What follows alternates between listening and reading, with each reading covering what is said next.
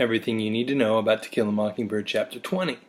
Chapter 20 picks up right where 19 left off, outside the courthouse with Scout and Dill talking to Dolphus Raymond.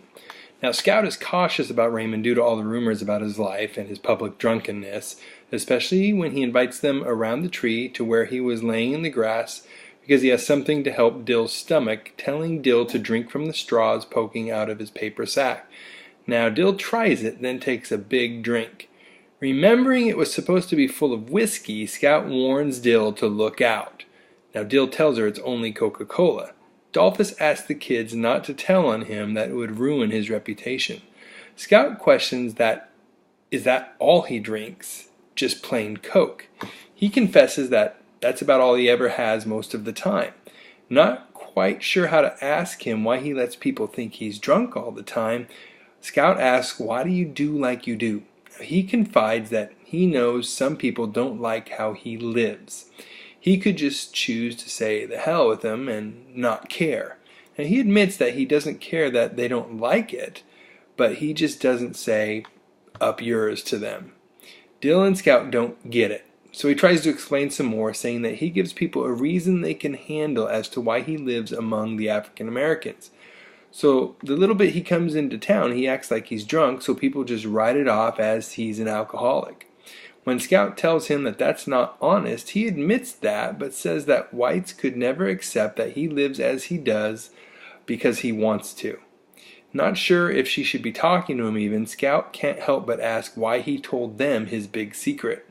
He says it's because they're children and they will understand, and that he heard Dill crying, which shows that Dill hasn't been hardened yet, that Dill is crying about the difficult time some people give others, the hard time that whites give blacks without considering they're also human beings. Scout tells him that Atticus has said to her that cheating an African American is 10 times worse than cheating a Caucasian. Dolphus tells her that Atticus is not the typical man, but she won't realize that for a while when she's grown up, but that it's just on display in the courtroom. This is another indicator of Atticus's reputation as a man of integrity. Now this reminds Scout that they're missing Gilmer's cross-examination of Tom, so she rushes Dill back inside. They find out that Mr. Gilmer is done, and Atticus is already into his closing arguments. Jem fills her in that Atticus has been going over evidence for about 5 minutes, but that Jem thinks there is no way they're going to lose the case. It's just too clear. Atticus pauses and, asking the court's permission, takes off his coat, unbuttons his vest, unbuttons his collar, and loosens his tie. Scout and Jem are blown away, as he never does this, not even at home. He's very formal in his dress. He then returns to the jury, and Scout hears him say, "Gentlemen," just like he'd say their names. There's no formality, just total familiarity. He launches into the last of his argument, which covers the next 3 pages of the book. The basic points he makes are the following. The case is as simple as black and white, and they're supposed to have no reasonable doubt if they convict Tom. There's no medical evidence. Testimony is based on 2 witnesses with questionable evidence that totally is at odds with what the defendant says happened, that Tom is not guilty, but that someone in the courtroom is. He says he has pity for Mayella, but his pity doesn't extend to taking a man's life just so she can get rid of her guilt.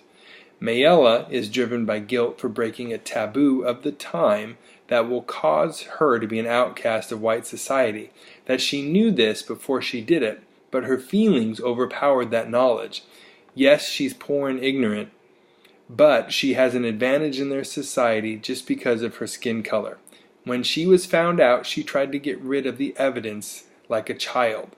Now in this case, though, the evidence was a man who reminded her daily that she had come on to him, that she had tempted him, that he was young, strong, and not her color. Bob Ewell saw it happen, and while we don't know what happened, we know that she was beaten by someone that was probably left-handed. So, if the circumstances were as they say they were, any father would have to call out a warrant. Probably Bob Ewell did this signing with his left hand, and now Tom Robinson is in court, swearing by his only working hand, which is his right. So now Tom Robinson, whose biggest crime was to have the nerve to feel sorry for a white woman, has to put his word up against 2 whites who act with superior confidence that the jury is just going to go along with them on negative assumptions about blacks being immoral and untrustworthy, which Atticus says is to be expected from low-minded and ignorant people. Atticus says that this belief about a race is a lie, that the truth is that some people are immoral and untrustworthy, black and white.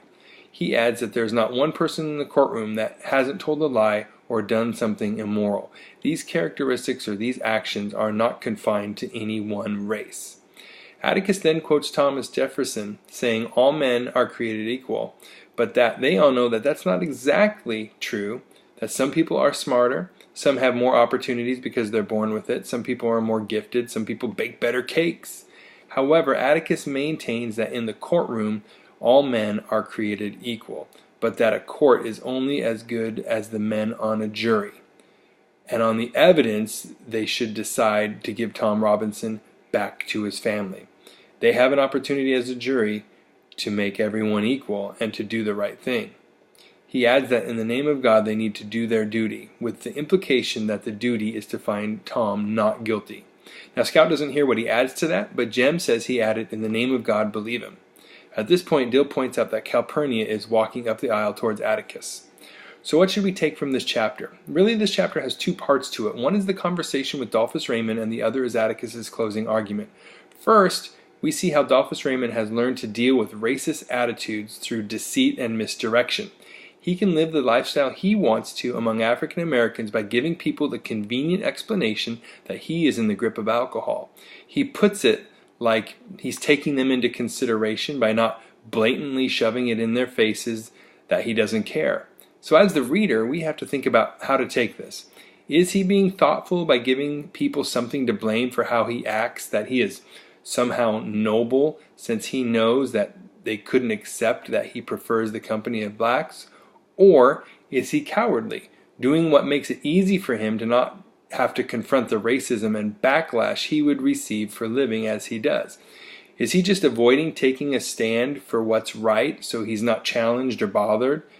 He's doing what Mayella tried to do, but he can hide behind his money and false persona that he's created. So we contrast that with what's going on in the other part of the chapter, which is Atticus confronting racism head on when the kids go back in the courtroom. In his speech, Atticus challenges racist attitudes and assumptions through telling the truth about what happened with the Ewells and what is true about humanity. The Ewells assumed that they would be believed based on their skin color and racial biases and beliefs about blacks. Atticus basically says that Mayella tried to seduce Tom and was caught, and rather than take the blame, she deflected it on Tom. It's very clear from Atticus's speech that Bob, not Tom, beat the stuffing out of Mayella. Atticus tries to be reasonable. There are people of all races that lie and do the wrong thing. To assign those characteristics to one race is as ridiculous as it is untruthful. Atticus aims to get the jury to see that they have a chance in a courtroom to see beyond race. And if the jury does that, then Tom would be a free man. His closing arguments challenge the very roots of racism and challenges those present to do the right thing. Questions? Feel free to put them in the comment box below.